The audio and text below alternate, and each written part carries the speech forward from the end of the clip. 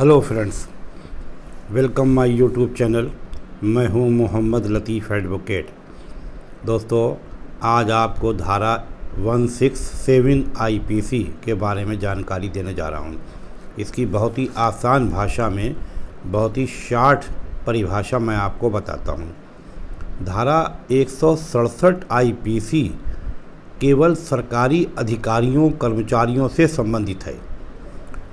ये धारा 167 आईपीसी कहती है कि अगर किसी सरकारी अधिकारी ने या सरकारी कर्मचारी ने कोई फर्जी दस्तावेज़ बनाया, यानी कोई भी लोक सेवक जो किसी को क्षतिकारित करने के आशय से अशुद्ध दस्तावेज़ की रचना करेगा, यानी गलत दस्तावेज़ तैयार करेगा कोई सरकारी अधिकारी, तो उस सरकारी अधिकारी या कर्मचारी पर, जो भी वो हो, उस पर यह धारा 167 आईपीसी लागू की जाएगी।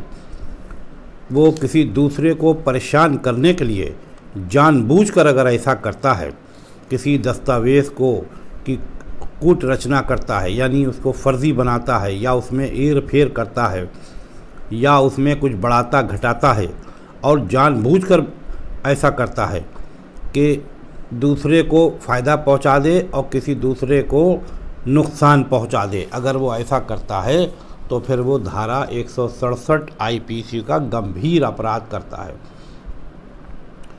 सीधे तरीके से आप समझ लें कि ये धारा सरकारी अधिकारियों के उन गलत कार्यों के लिए है जो वो फर्जी कागज़ तैयार कर देते हैं या उसमें हेर फेर कर देते हैं। तो ऐसे सरकारी अधिकारियों के लिए ये धारा 167 आईपीसी बनाई गई है। ये धारा 167 आईपीसी, अब एग्जाम्पल आपको बता दें, जैसे किसी का जन्म प्रमाण पत्र बनना है और जन्म प्रमाण पत्र बनाने वाला अधिकारी उसके जन्म को गलत दर्शाकर, यानी गलत दिखा के उसकी उम्र बढ़ाकर या उसकी उम्र घटाकर बना देता है किसी के फ़ायदे के लिए जानबूझकर, तो फिर वो क्या करता है, 167 आईपीसी का अपराध करता है। इसी तरह कोई मृत्यु प्रमाण पत्र वो इसी तरह बढ़ा घटा के जारी करता है, बना देता है, तो फिर वो 167 आईपीसी का अपराध करता है। इसी तरह और बहुत से अधिकारी, जैसे किसी को ये अधिकार है कि 2 भाई हैं, 4 भाई हैं, उनमें ज़मीन का आपस में बंटवारा करना है। अब ज़मीन है 50 बीघे और भाई हैं 3, तो उसने एक भाई से घूस ले ली और एक भाई से जिससे घूस ले ली, रिश्वत ले ली, उसे ज़्यादा ज़मीन दे दी, उसने 30 बीघा ज़मीन दे दी, उसको बांट दी, और जो बचे 2 भाई उनको 15-15 बीघा ज़मीन बांट दी। तो इस तरह से उसने ज़मीन बांटने में बेईमानी करी, यानी दस्तावेज़ों में उसने हेर फेर करके ज़मीन सही नहीं बांटी। जो कि बराबर बराबर का हक़ था, उसने बराबर बराबर न दे के किसी को कम किसी को ज़्यादा दे दी। इसी तरह कोई व्यक्ति ड्राइविंग लाइसेंस बनाने की पावर रखता है, कोई अधिकारी कोई ड्राइविंग लाइसेंस बनाने की पावर रखता है, और ड्राइविंग लाइसेंस जिसने बनवाया है, जिस व्यक्ति का बना रहा है, उसे ड्राइविंग आती ही नहीं है और उसने उसको ड्राइविंग लाइसेंस जारी कर दिया। ना कोई टेस्ट लिया, ना कोई दस्तावेज़ उससे लिए, कुछ नहीं करा, ना ट्रेनिंग उसकी हुई, कुछ नहीं हुआ, और उसको एक फ़र्ज़ी दस्तावेज़ के आधार पर फ़र्ज़ी तरीके से ड्राइविंग लाइसेंस जारी कर दिया। इसी तरह किसी सरकारी अधिकारी ने किसी और चीज़ का लाइसेंस, जिसके लिए तमाम डॉक्यूमेंट्स, तमाम फॉर्मेलिटीज़ होती हैं, वो फ़र्ज़ी पूरी करा के और फ़र्ज़ी तरीके से ऐसा लाइसेंस जारी कर दिया जो देखने में असली लगता है। और ये सब काम उस अधिकारी कर्मचारी ने, जो सरकारी अधिकारी कर्मचारी है, पब्लिक सर्वेंट है, उसने जानबूझकर किया।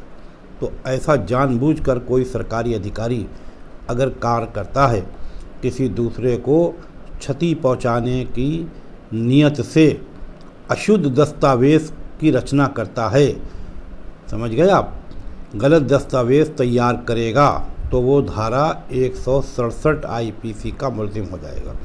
उसके ख़िलाफ़ धारा 167 आईपीसी का केस रजिस्टर किया जाएगा और इसके लिए उसको सज़ा और फ़ाइन दोनों देना पड़ेंगे। अब मैं आपको सज़ा बता दूं, इसमें 3 साल तक की सज़ा है और प्लस फ़ाइन है। ये संज्ञेय अपराध है, यानी मुकदमा दर्ज होते ही पुलिस को ये अधिकार हो जाएगा कि ऐसे अधिकारी को गिरफ्तार कर ले। ये गैर ज़मानती अपराध है, उसको ज़मानत नहीं मिलेगी, उसको जेल जाना पड़ सकता है। अदालत के डिस्क्रिशन पर है कि अदालत चाहे तो उसे ज़मानत दे भी सकती है, लेकिन चाहे तो दे सकती है और ना चाहे तो नहीं दे सकती है। और अगर उसने कोई और भी इसके साथ अपराध कर दिया है तो वो धाराएं भी इसमें जोड़ दी जाएंगी, और वो धारा जो ईजाद होंगी, नई धाराएं, वो उसके हिसाब से चलेंगी। उसमें कितनी सज़ा है, कितना फ़ाइन है, वो उसके हिसाब से चलेंगी। जहाँ तक 167 IPC का सवाल है, इसमें सिर्फ 3 साल तक की सज़ा है और फ़ाइन है, और दोषी करार दिए जाने पर ये दोनों ही उसको दी जा सकती हैं। ये ट्राइबल बाई मजिस्ट्रेट है, ये निचली अदालत में, लोअर कोर्ट में किसी भी न्यायिक मजिस्ट्रेट के यहाँ 167 IPC का मुकदमा चलाया जाएगा। दोस्तों, आशा है ये वीडियो आपको काम आएगी। आपको पसंद आए तो लाइक करें, शेयर करें, और अगर आप हमारे चैनल पर नए हैं तो हमारे चैनल को सब्सक्राइब कर लें और बेल आइकन के बटन को प्रेस कर दें, ताकि अगली वीडियो जैसे ही अपलोड हो उसकी जानकारी सबसे पहले आप तक पहुंच जाए। दोस्तों, अगर आपका कोई सवाल है तो आप हमारे कमेंट बॉक्स में जाकर अपने सवाल को लिखकर हमसे पूछ सकते हैं। दोस्तों, आज की वीडियो में यही जानकारी 167 IPC के बारे में मुझे देना थी।